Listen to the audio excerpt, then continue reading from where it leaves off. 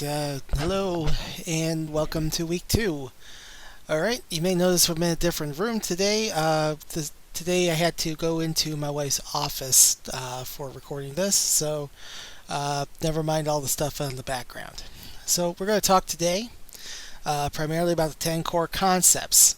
We're going to go through those 10 core concepts so that you can understand what it is that we're talking about when we talk about them individually. Alright, so you might be asking, what are the 10 core concepts for writing? Well, these are ideas that Yagelski breaks down the core of writing into. It makes them, they're easy to identify and understand concepts, which allow you to know why writing is important in the grand scheme of all communication, and how to identify good writing and creating it yourself. Okay? There's 10 core concepts, as the title says, obviously. So, if you take a look here are your 10 core concepts. Concept 1, writing is process of discovery and learning. They're usually not a be-all, end-all. Writing is intended to be something that evolves, something that helps you to evolve. Good writing fits the context. Primarily, this is talking about what kind of environment are you producing it for? What are you intending it for? Who's the audience? What's the message?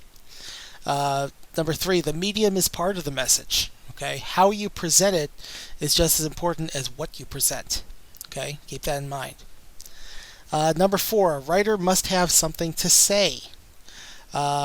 No writer ever went into writing anything without having some goal in mind, some kind of concept they wanted to get across. Number 5, a writer must support claims and assertions. Okay? If a writer is going to say something, it has to count. So you have to make it clear with your audience that this is what I'm saying, this is why I'm saying it, this is how I'm going to justify it. Number 6, purpose determines form, style, and organization in writing. Now, this is another big one that people kind of get mixed up here. Well, your purpose is why you're writing it, not necessarily what side you're taking. Okay, the purpose of a writing is what basically motivates you to write it in the first place. Okay. Number 7, writing is a social activity.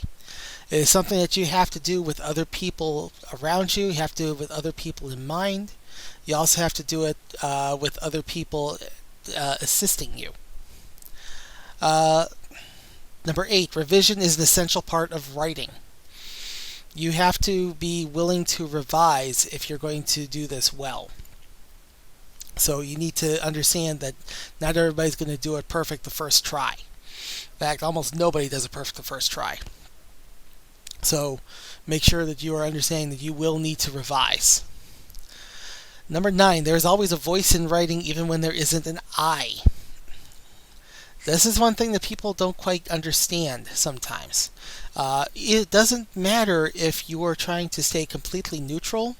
That's actually part of your voice. It's part of how you're presenting it. It's part of what you are putting forth of yourself into that work. And then number 10, good writing means more than good grammar. Okay, there's a lot of definitions of good writing out there, and not all of them require you to be 100% perfect on your grammar.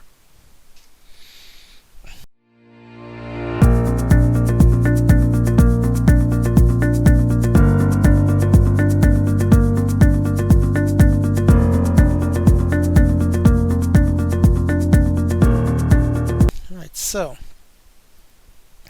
let's look at that first core concept. Writing is a process of discovery and learning.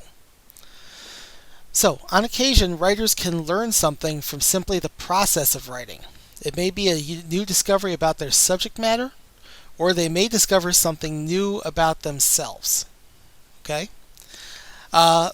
So, there's 2 examples that Yagelski gives of people learning. Okay? The lesser of the 2 examples is the example about songwriter Conor O'Brien. He's a folk singer, Irish folk singer, and his disdain for a particular poet led to that particular poet's poetry wound up influencing his songwriting. Okay, he evolved and grew learning about this poet into somebody that could write song lyrics with the style of that poet and do it successfully. The other one, though, is student writer Chelsea, which is a big difference. Okay, this is a big learning experience that she has.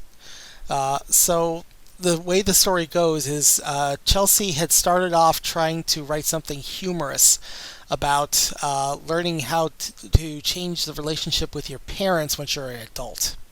Okay, she started off being quite humorous about it, but then as they were workshopping it, they noticed that many times Chelsea was delving into topics that were way darker than the tone that she was intending.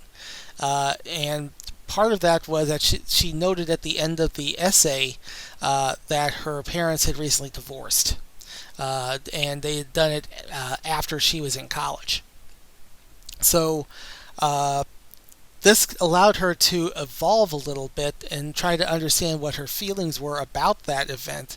And as a result, she wound up wholesale changing the essay from a humorous look at how an adult child sees their parents to a in-depth thing that was very personal for her about how the relationship shifts after a divorce, where she talks about how the dynamic between her and her parents changes. When she was growing up, she always thought of her parents as this overriding entity simply called mom and dad. Okay, she saw them basically as one person. So now that they're divorced, she has to understand that they both have individual lives, and she's having trouble coming to terms with that. And that's what the essay wound up being about. Okay? Now, I can also tell you that I have personal experience with writing to learn and writing to discover. The first novel I wrote, it was a book called The Advanced Guard. It was I should note that the entire series is kind of a lark in terms of the concept. The whole idea I had for the series at base could be summed up as this. What if you took a group of Dungeons & Dragons characters, the typical player characters from Dungeons & Dragons, and substituted them for SEAL Team 6?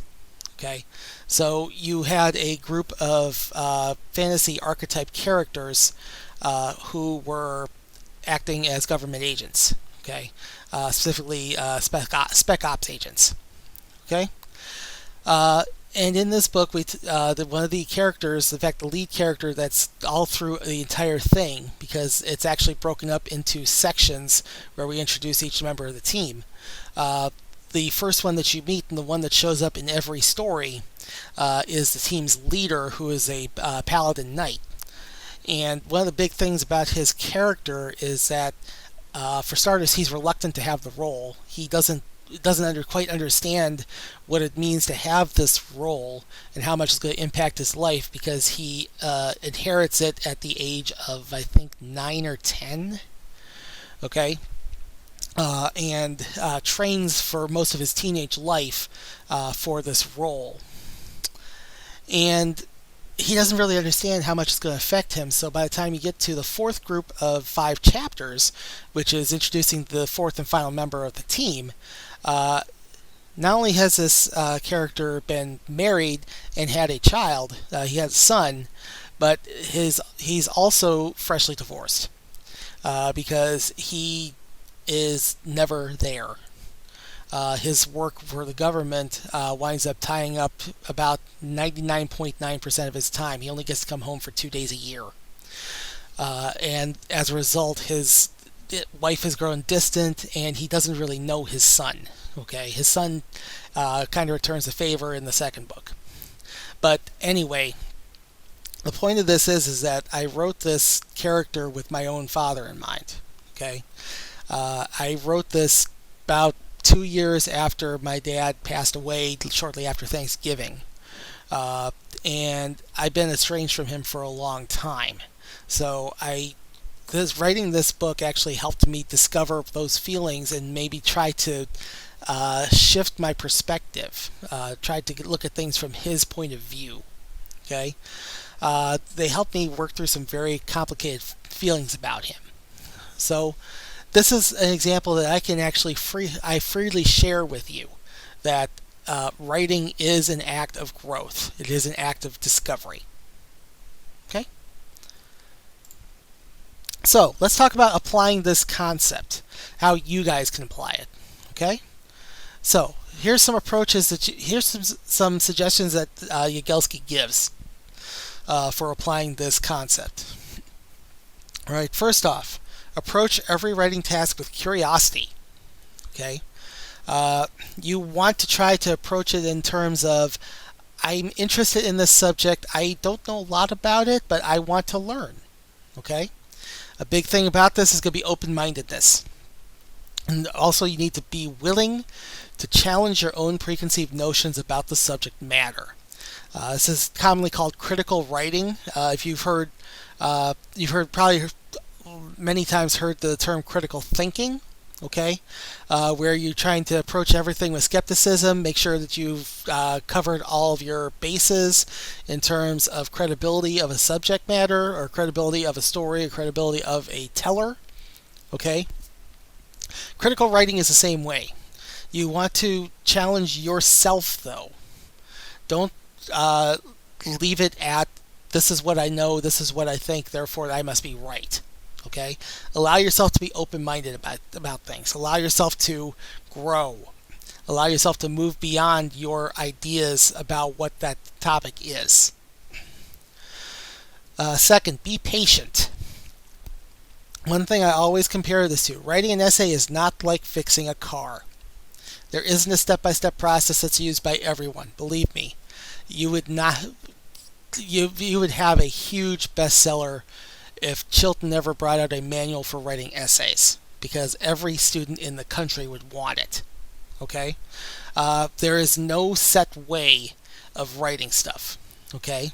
There's not a step-by-step process. There is a guideline that is the writing process. However, it is not intended to be step 1, step 2, step 3, step 4, step 5. It's intended to be as I said, it's a guideline. It's something that you can move along with. Okay? Develop your own process. Learn about how you're able to write most effectively and efficiently. So figure out how you can do it yourself. Figure out what you need to successfully write. What kind of concepts do you have to have? What kind of research do you need to do? What kind of environment do you need for writing? Okay? Be patient with yourself too. Don't berate yourself just because you can't get it right on the first try, or you wind up with writer's block or anything like that. Okay? Don't try to perfect your work as you go through an assignment. Okay? Leave that to the end. That's what revision is for. Okay? Now, perfection is not called for on the very first draft. That would be utter insanity. Primarily, when you are writing that first draft, you want to just write. Okay? We don't want you worrying about, oh, this sounds wrong, or I need to make sure that my grammar is correct, my grammar is perfect, my voice is perfect, everything's perfect. You don't worry about that. The first draft, the main idea is you need to get those ideas down. Get them on paper, get them somewhat organized so that you have a working framework so that you can write the rest of the paper. Okay? Another key to this is allowing sufficient time to write. Last minute writing shows. There's a lot of debate about this, but pretty much you will be obvious if you turn in something that you've written at the last minute. Okay? Because if you wait until the last minute, you will present rushed and ill-thought ramblings. It's not going to have any kind of structure. It's not going to have any real substance to it. It's going to be, oh, I found this, I found this, I found this. Let's just slap it together and push it out the door. Okay? It'll be like a patchwork quilt. Okay? Some instructors will fall for this stuff, especially ones who are more interested in, and I hate to say this because there are some out there, there are some professors who all they care about is, have you presented the facts to me exactly the way I presented them? Are you going to be a little clone of me? Okay, I'm okay. I will accept this paper. Okay, I do not want you to do that. Okay, I want you to have your own voice. I want you to have your own ideas. I want you to give yourself time to write properly and write clearly and write something that you'll be proud to present.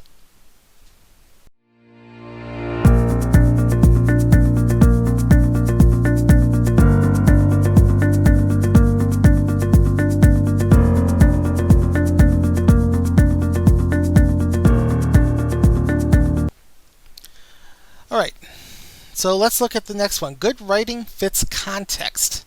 Okay, now this is commonly also known as the rhetorical situation. So your context is going to determine whether your writing will be successful or whether your audience will be receptive to it. Okay, your rhetorical situation is the circumstances that your writing exists in. Okay, I should be specific. The circumstances your writing exists in when it is created. Okay. So know your rhetorical situation as you go into writing your work. There's 4 things to keep in mind: purpose, form or genre, audience, and culture. So starting with purpose. Why are you writing this? Okay. What is your intent in presenting this information? How are you trying to use this stuff? Are you trying to start a discussion? Are you trying to prompt an argument? Are you trying to just present facts? Okay, what is the idea that you want to get across? What is the idea that you are trying to present, and why are you presenting that idea? What is the ultimate purpose in creating this piece of writing? Are you trying to influence people? Are you trying to get people talking? Are you trying to get people listening?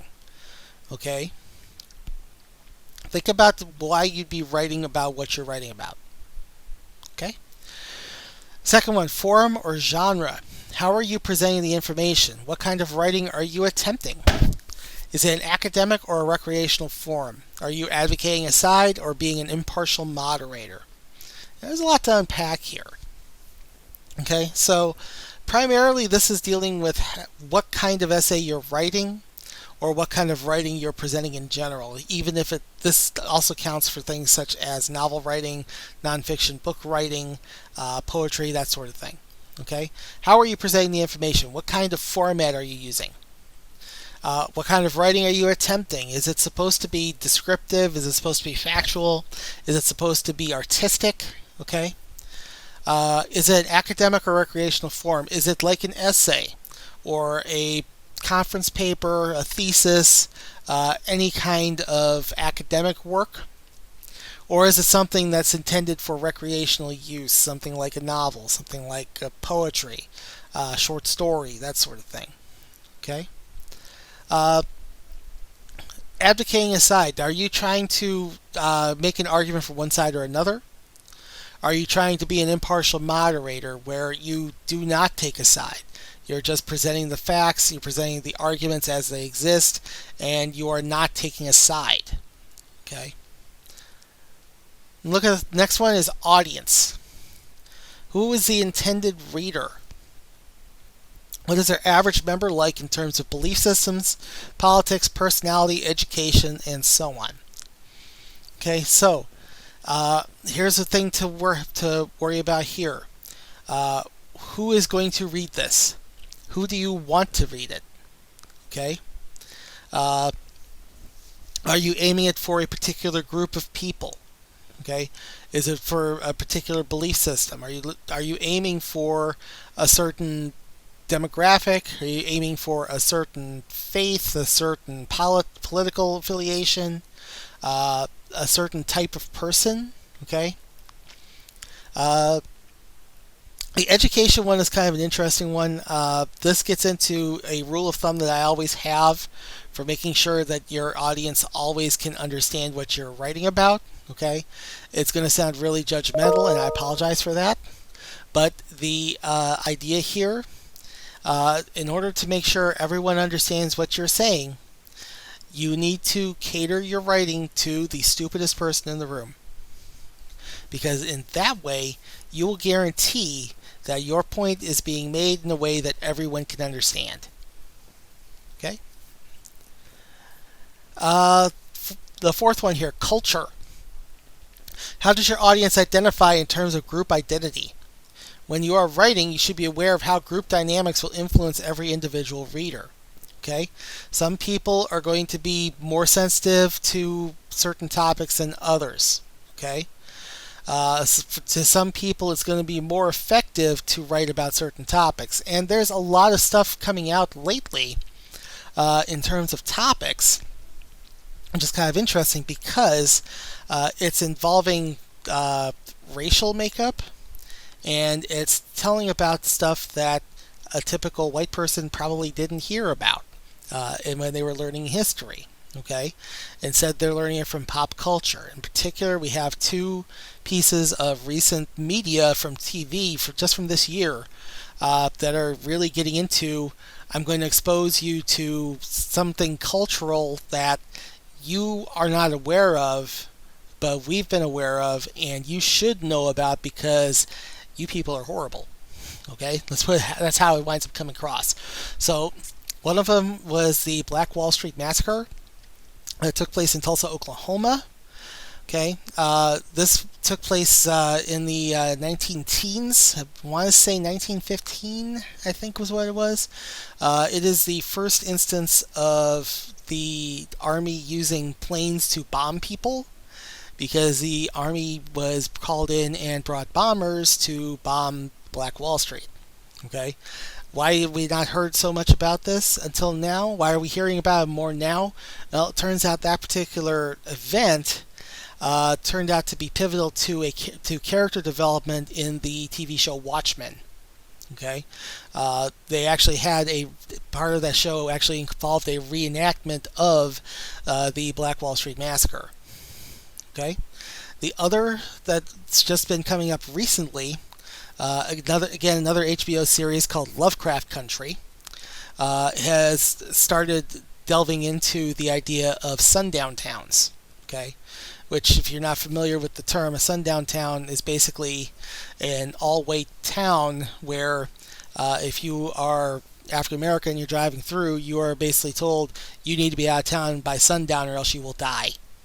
Okay?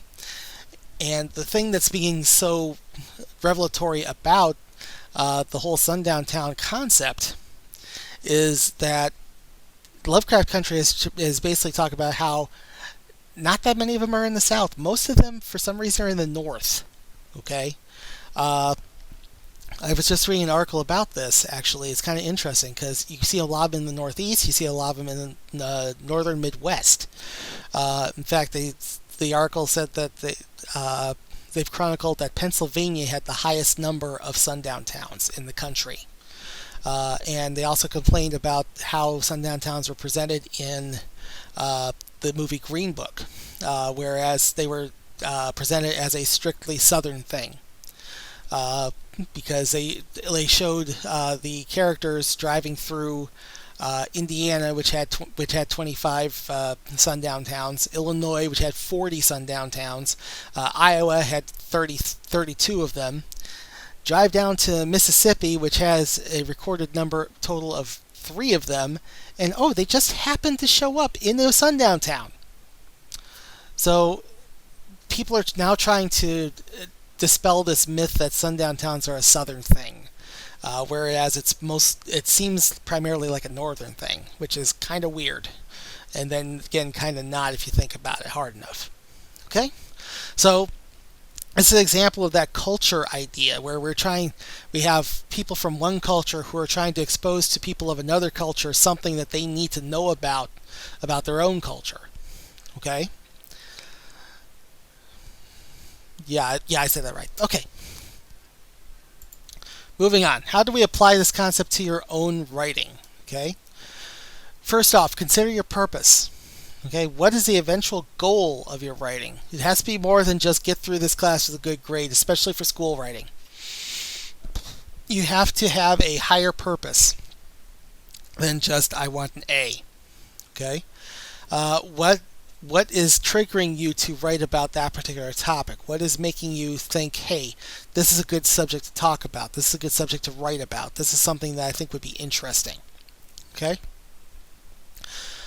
Second, consider your audience. Try your best to identify who your intended audience is and work the writing to fit that audience. Okay? Think about what your audience is expecting of you. Think about who your audience is and what they want. Okay? And what you want to do with them. Do you want to challenge their preconceived notions, or do you want to emphasize them? Okay? Next, consider the form of the writing. Okay? This influences formatting, how the information is presented, and what information is included in the writing. Okay? So, how are you going to write it in a way that's going to be acceptable to your audience? For things you can consider here, if you have a main point that you want to make in your writing, and you're working with some of the recreational styles of writing, like novel writing and that sort of thing, consider parable. Consider aligning it with something that you feel strongly about that exists in the modern world, something that your audience might be intimately familiar with. Okay, find a way to tie it into a real-world concept. Okay. Fourth one, study good writing. Okay, look at what other writers have done. Read as much as you can within the context of whatever writing you're attempting to see what's been done in the past and use that study as a model. Okay? One thing that people tend to underrate when it comes to writing is that good writers are also good readers. Okay? Good writers tend to read a lot, and they will absorb style. They will absorb little tricks that they see their favorite authors use. Okay? It's not necessarily plagiarism, not necessarily homage. It's something that grows into a part of their own style. Okay? So consider that when you're actually reading something where you are impressed with the style of the writing. Consider that maybe you should try to emulate some of the elements that you like into your own work. Okay?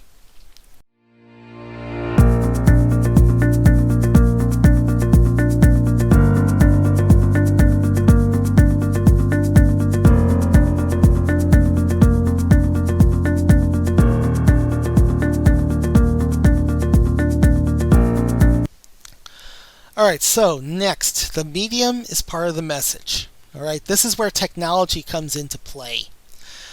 Technology is going to be a big deal when it comes to media. Alright, especially nowadays because we have so many different media at our fingertips and so many different media that we can actually use. Okay? There's several methods by which writing can be presented to audiences. You encounter different versions of this daily. Okay? Things like PowerPoint or Prezi presentations where you have slides and a presenter that's explaining those slides, allowing you to take notes on them, giving you information in addition to those slides. You have social media, Facebook, Instagram, now we can include TikTok, Twitter. These are places where you get quick bites of writing. Okay? That's presenting information to audiences. And sometimes there's other effective ways of presenting this stuff. Like, for instance, my wife follows a journalist on Twitter who's consistently writing threads of about 30 or 40 tweets where you string them together and he's actually telling you some kind of historical story that you probably didn't already know. Okay? Digital media platforms, YouTube, Spotify, all sorts of different podcast streaming services. Okay, these are also all ways that writing is getting out there. These are all ways that people are understanding that you have a message to get out there, and people effectively use these. They use the elements of these to their advantage. Okay, one thing that's actually kind of fun is if you have a Spotify account, look up podcasts that are storytelling podcasts. As a matter of fact, there's one that I actually subscribed to that might surprise you partly by what it is and partly by who hosts it. Then again, it might not surprise you too much. Okay. So let me find it here. Oh, there it is. Okay, shows. There it is. All right. So podcast in question. It's called LeVar Burton Reads. Okay. This particular podcast is actually what the title says. It's LeVar Burton reading short stories, primarily genre and science fiction stories. It's very interesting because it has extremely high production values. There are special effects in these stories. There's vocal effects. There's visual. There's not visual effects. It's a podcast. It's not visual. But there's all sorts of stuff that makes it more like a radio show than a podcast. Okay, like an old time radio show, like a radio drama. Okay. This is one way that they can emphasize that media because LeVar Burton's whole point in starting that podcast was to get short form fiction a wider audience than just these literary magazines that are relegated to the back shelves of bookstores. All right, the fourth one is blogging. Tumblr, WordPress, so on and so forth. Blogs allow people, again, a quick way of getting their message out there. If they use the blog platform effectively, if they use the formatting tools of that platform effectively, they can really get an effective message out there. Okay. Utilizing the medium as part of the message means using the medium as effectively as possible to enhance your message and give it the weight it deserves. Okay. Use what you have available. Use the best that you can have available for that particular genre of work in order to make sure that you have the most effective message. Okay? I have an example of probably one of the most effective messages of the late 20th century. Okay? I will show this to you guys after a little bit of explanation of the backstory of it. I just want you to know that if you are easily disturbed, this is something that you may not want to watch. It is a YouTube video. Let me just explain what we're talking about here. Okay, so if you go back in time to the early 1980s, we're in the waning years of the Cold War. Really, people consider it was at its height in the early 60s. And in the 70s, it kind of backed off a little bit after Vietnam and everything like that. In the 80s, you get to the election of 1980, and Ronald Reagan is running for president. Part of his platform involves a hardline stance against the Soviet Union. In fact, he has a tendency to refer to them as the evil empire. Okay. Reagan is elected in a landslide over his opponent, who was the incumbent president, Jimmy Carter. Reagan gets into office and institutes a lot of hardline policies. He starts prepping for pretty much the inevitability that there's going to be a nuclear war. Okay, he starts funding toward a program called the Strategic Defense Initiative, also called Star Wars, which involved satellite-based lasers that were supposed to take out missiles in flight. Okay. Obviously, it's kind of pie in the sky, but they devoted a lot of money to researching it, and ultimately for it to go nowhere. Okay. There was an awful lot of saber rattling. There's an awful lot of buildup of nuclear arsenals at that time, proliferation. Okay. You get to 1983, things are really tense. Okay. In fall of 1983, people realize this. Hollywood realizes this. So there's a distinct disarmament movement that's really starting to catch steam. And one thing that helps this is that ABC, in the fall of 1983, puts out a TV movie of the week. Okay, this movie of the week is called The Day After. Okay, it's probably one of the most infamous television movies ever shown.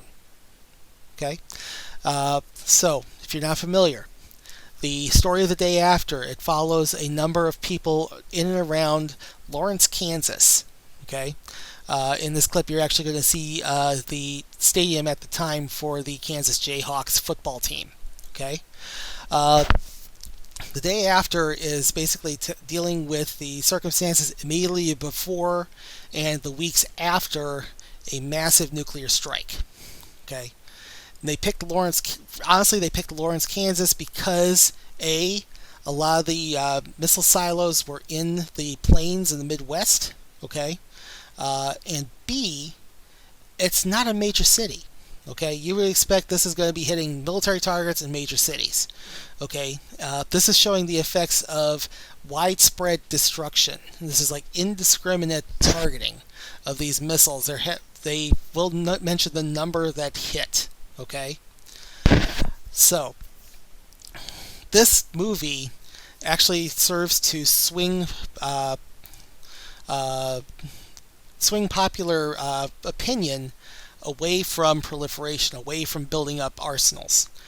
In fact, Reagan himself watched the film and was utterly horrified. Okay, mainly because of how realistic it was. Okay, in his second term, when he was reelected, he finally backed off on his hardline stance against the Soviets and started talking with them.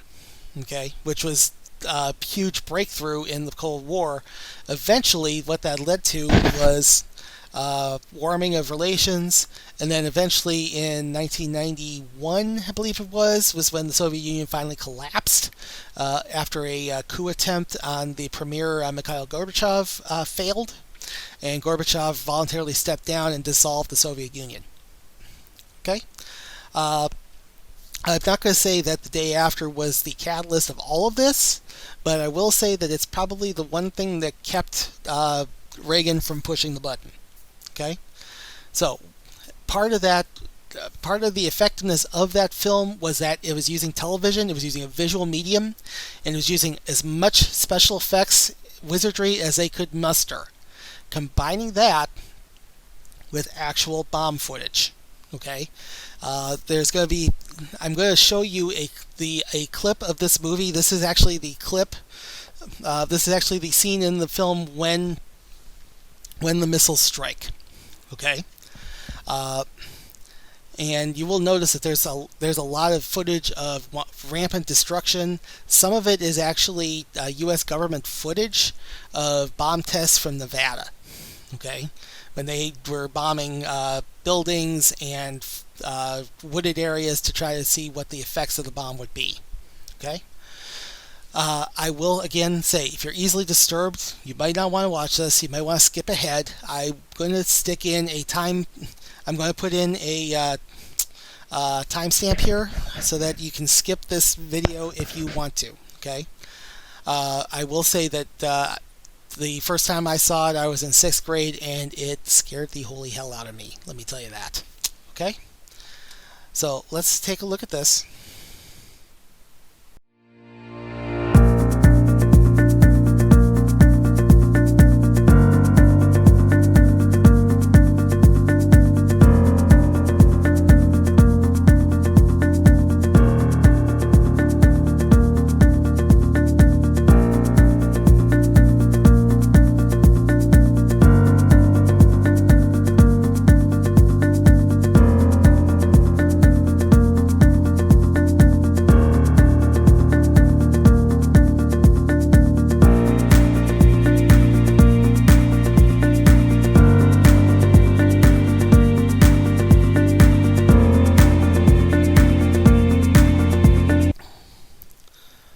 Alright, so final warning here before I start playing this. Okay, if you are easily disturbed, you may not want to watch this.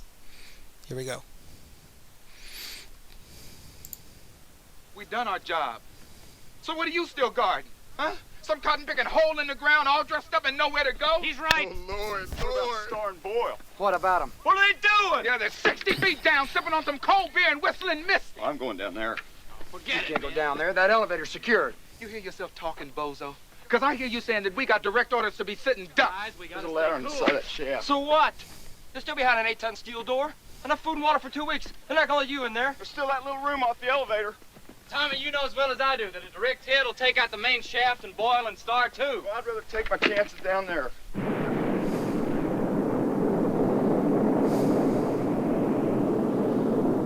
Person controlling Metropolitan Area.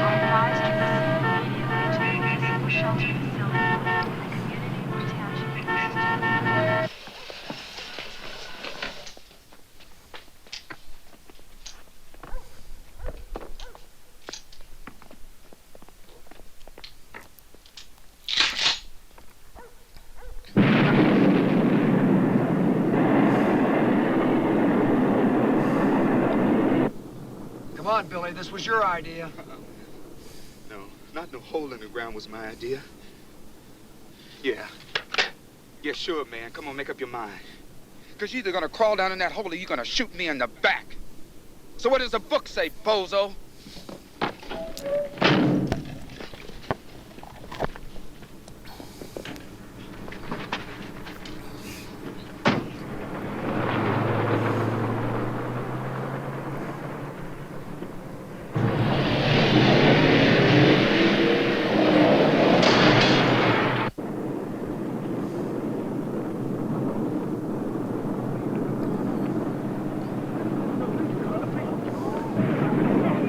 What's going on? Those are Minuteman missiles.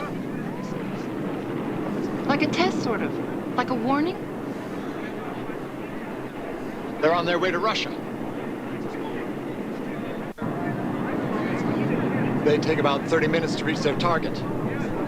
So do theirs, right? Missile warning, this is Beale. Confidence is high. I repeat, confidence is high. Roger, we've got 32 targets in track and 10 impacting points. I want to confirm, is this an exercise? Roger, copy. This is not an exercise. Roger, understand. Major Reinhardt, we have a massive attack against the U.S. net at this time. ICBMs. Numerous ICBMs. Roger, understand. Over 300 missiles inbound now.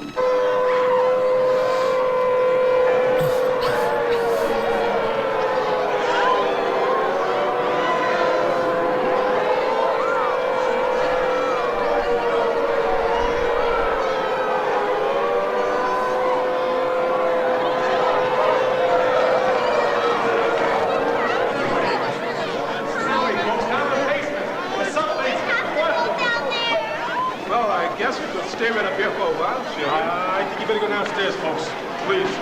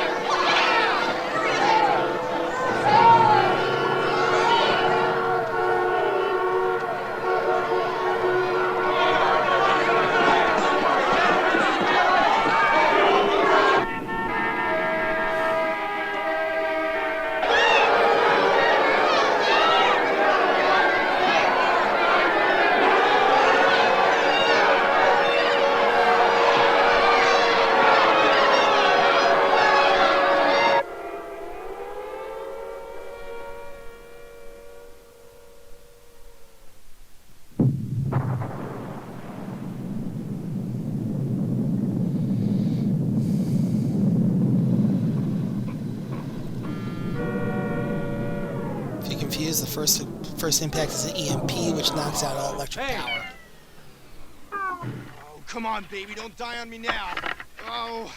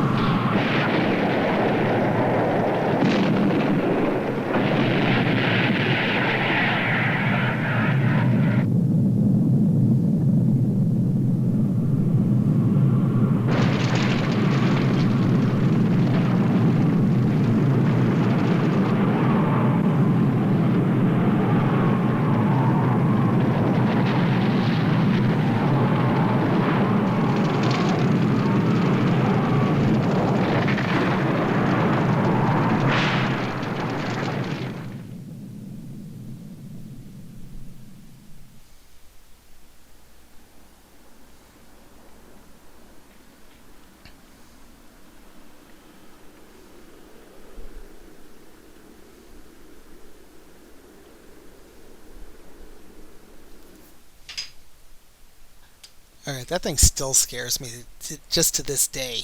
Just knowing, just knowing who's at the top. All right. So again, the effectiveness of the medium. Okay, the medium is part of the message. The medium in that case, the TV movie with special effects, leads to the message being that much stronger for actually being able to see what those effects are. All right.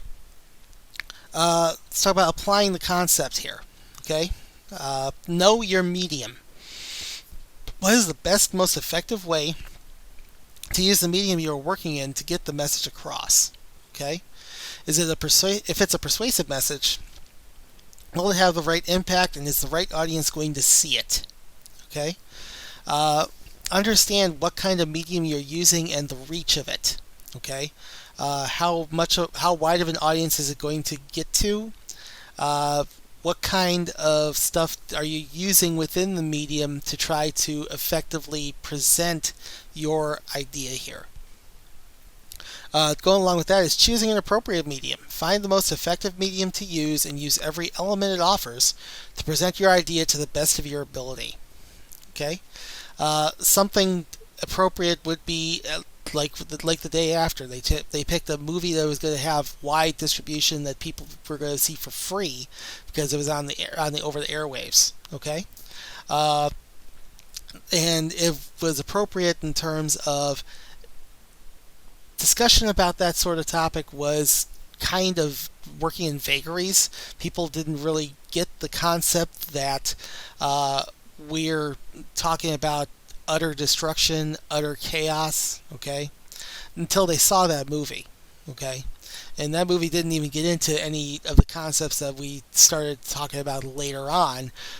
This movie predates the concept of nuclear winter by about 4 years, okay. So, and then third, adjust your writing style to the medium. Blogs are written differently than newspaper articles, which in turn are written differently than personal emails. Adjust your writing likewise, keeping in mind the medium being used and its intended audience. Okay, this is primarily getting into language choice. Okay, what kind of language do you use? Are you using a formalized language? Are you using the type of language that you use with your friends? Are you using casual language? Are you using slangy language, jargon-rific language? Okay. Keep in mind who your audience is and what their base knowledge is going to be. Okay. And also keep in mind that what you're writing for, what medium you're writing for, is going to require different things. Again, a newspaper article is written differently than a blog posting. Okay. Personal emails are written differently than both.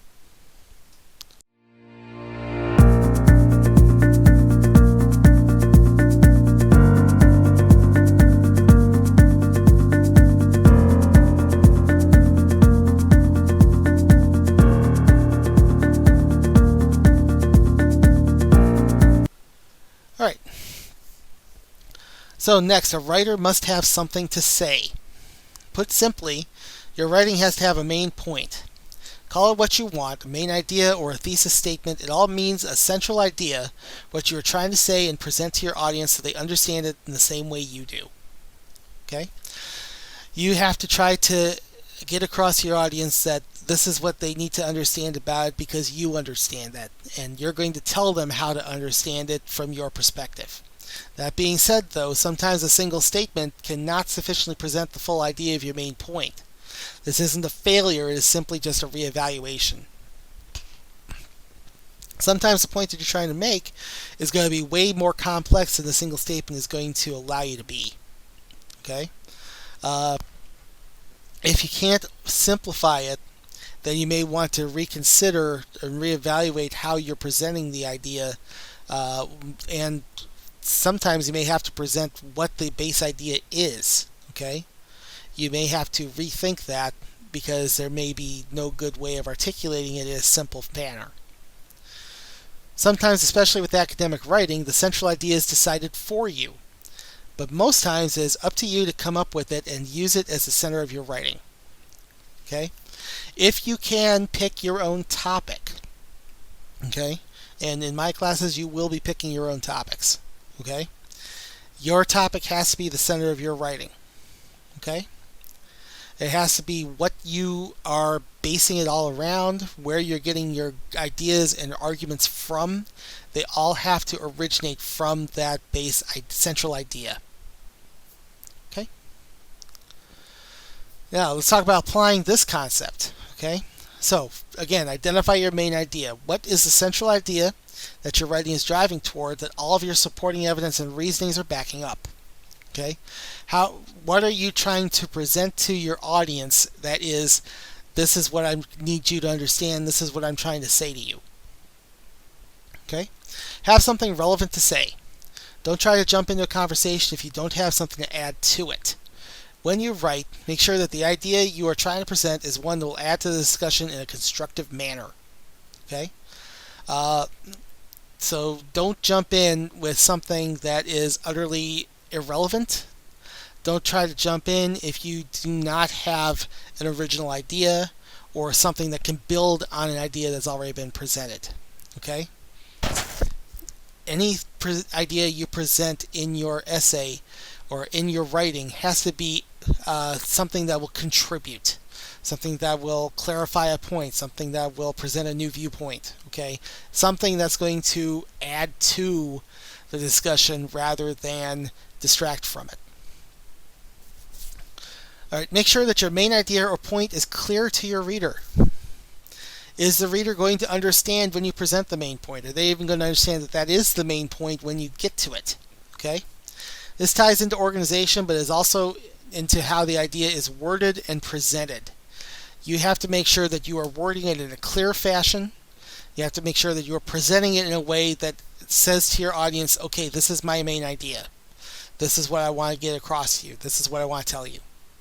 Okay? The last one is don't try to say too much. Simplicity is golden. Don't try to overstate your idea using too obscure of language. As simply as possible, the better. Okay? The old idea of keep it simple, stupid. Okay? Do not get over reliant on flowery language or technical jargon or anything that's going to complicate the matter that much for your reader. Okay? As simple as you can get it across to them, that's going to be to your benefit.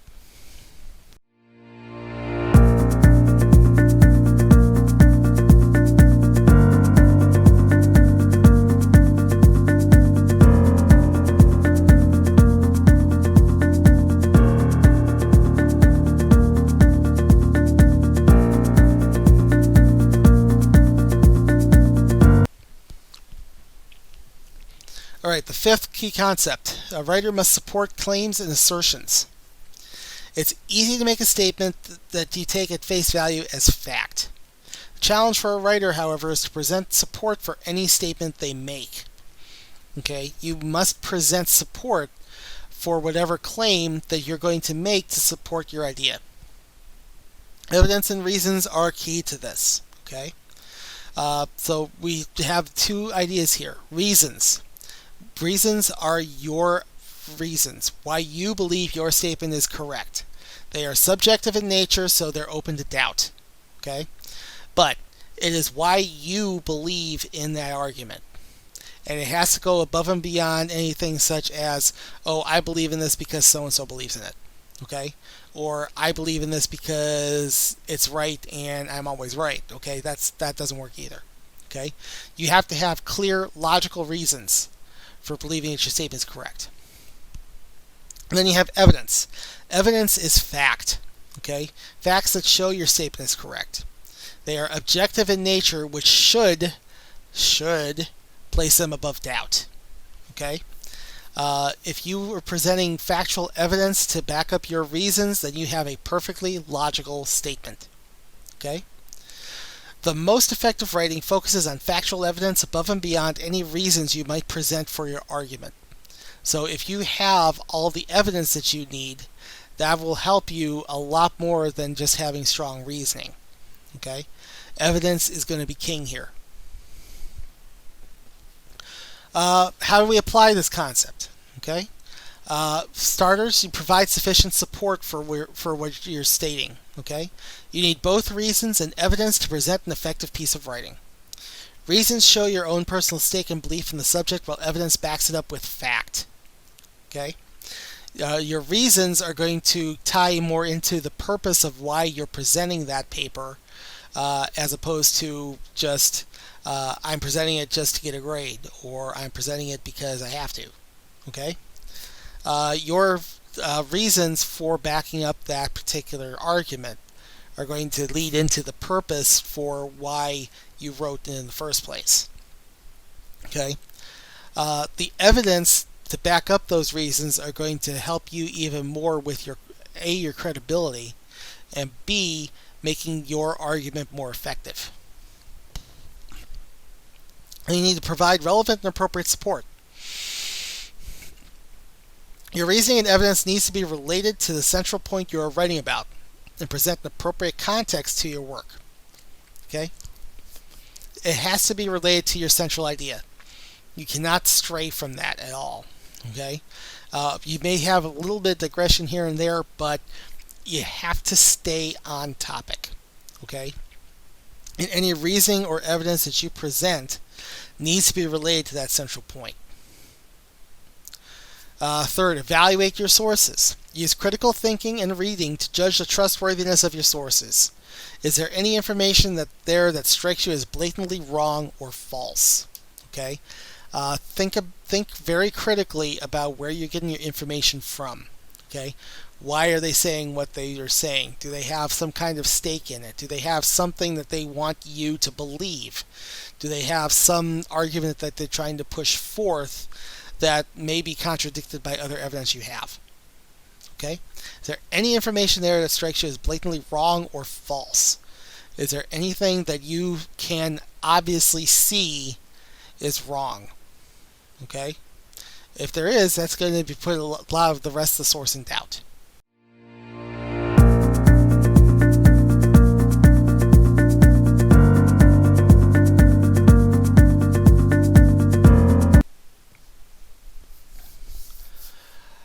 Alright, so this week we're only going to cover the first 5 of the core concepts. I'm saving the other 5 for next week, okay? But how I am going to wrap this up here today is I'm going to have you guys creating your teams, okay? The teams are for 2 purposes. One is that it's good. The main one is going to be your workshop group, okay? So these classmates you choose you're going to work with these students during the semester in order to more effectively critique each other's drafts and foster improvement. Okay? You guys are going to be sharing drafts. You guys are going to be giving each other feedback. You guys are going to be working together to help everybody advance and help everybody improve. Okay? The other thing that you have the teams for is for the team blog project. Okay? This is going to be what you're forming now is your team for that assignment. Okay? Here's what I want you guys to do. You're going to get in touch with each other through the discussion boards or through email or chat. Okay? Or through social media if you can. Now, during this week's Blackboard Collaborate session, I was going to try to get your team names and your membership coordinated. Once we do that, I can set up the team discussion threads on the team discussion board. And the first post in that thread will be the membership of that team. Okay? So, I should also note that your teams, 2 things. One is that your teams should be no less than 3 people, no more than 5. Okay? Less than 3, if it's 2 or less people, there's not enough perspectives, and the feedback's not going to be worth anything. 6 or more people, and it becomes too unwieldy, and everything just happening at once, and it gets really difficult to keep track of. Okay, 3 to 5 is really the best range there. 4 is the sweet spot. Okay, but that's what I want to work with: 3 to 5 people per team. Okay. Once you have your team together, you guys also need to decide on a team name. Your team name can be as simple, as complex, as serious, or as silly as you want it to be. It's mainly so that I can identify you, okay? So that I know who's working with who and what group is which, Okay? Now, your team name is going to appear on the discussion board under the subforum of team discussions. The thread with your team name will be open for you to use for the entire semester. Okay? Oh, one other thing I have to mention here. I'm recording this on Wednesday evening after the first Blackboard Collaborate session. One thing that we talked about on that session, which actually the video is now available on YouTube. One thing we talked about that session is that the teams can cross over from one section to the next. Okay, my class here receiving this, I actually have three classes working with the same eCampus site. Okay, so if you have crossover between the sections this time around, I'm okay with that because it's an online class. If we were face-to-face, it would be limited to just whoever's in your section. But since we're online and everybody's mooshed together, we're going to allow you to cross over sections if you need to, or if you want to. Okay? So, team discussion. The team discussion forum, what you're going to be using this for. One is for communication during the class. Because it's an online class and also relying on collaboration for part of your grade, it's going to be really important that you're able to keep in touch with your team. It's especially helpful if you're unsure about sharing personal contact information. If you're unsure about giving an email or access to your social media to your teammates, if you're not quite sure about that, then you can use these forums to communicate with them. Of course, that also means that everybody's going to have to check those forums on a regular basis. Okay? The other thing these forums can be used for is workshopping. When we are in the revision stage of each assigned essay, your team will be using the forums to share drafts and offer feedback to each other on your writing. Everyone has to participate in the workshops in order for your team to succeed. That means everyone has to share drafts and everyone has to offer feedback. Okay? Sharing drafts is actually fairly simple on the discussion board. You can either copy-paste the draft into the discussion board window, or I believe it also allows you to attach messages, okay, or it allows you to attach files. So if you want to share the files that way, you can, okay. It's one way or another, you guys need to share drafts when we're doing the workshopping, so that everybody can give feedback, so you can get what you need to improve that paper. All right. All right, so that's going to wrap it up for this week. Next week we're going to talk about the remaining 5 core concepts, and we're going to be getting into the assignment itself. First assignment for the semester. That's going to be the analysis scholarship essay. Okay? And as usual, we'll be having another Blackboard Collaborate session on Wednesday. Just to get everybody up to speed, one thing I want to make note about here, those sessions are intended to be just straight up Q&A sessions. We'll do a quick overview of the slides, and then I'm just going to open it up to questions or concerns that anybody has in regards to class in general, or questions they have about the materials. Okay? Or questions about the upcoming assignments or anything like that. All right, with that in mind, I will see you guys on Blackboard Collaborate on Wednesday, and we'll have another lecture next week.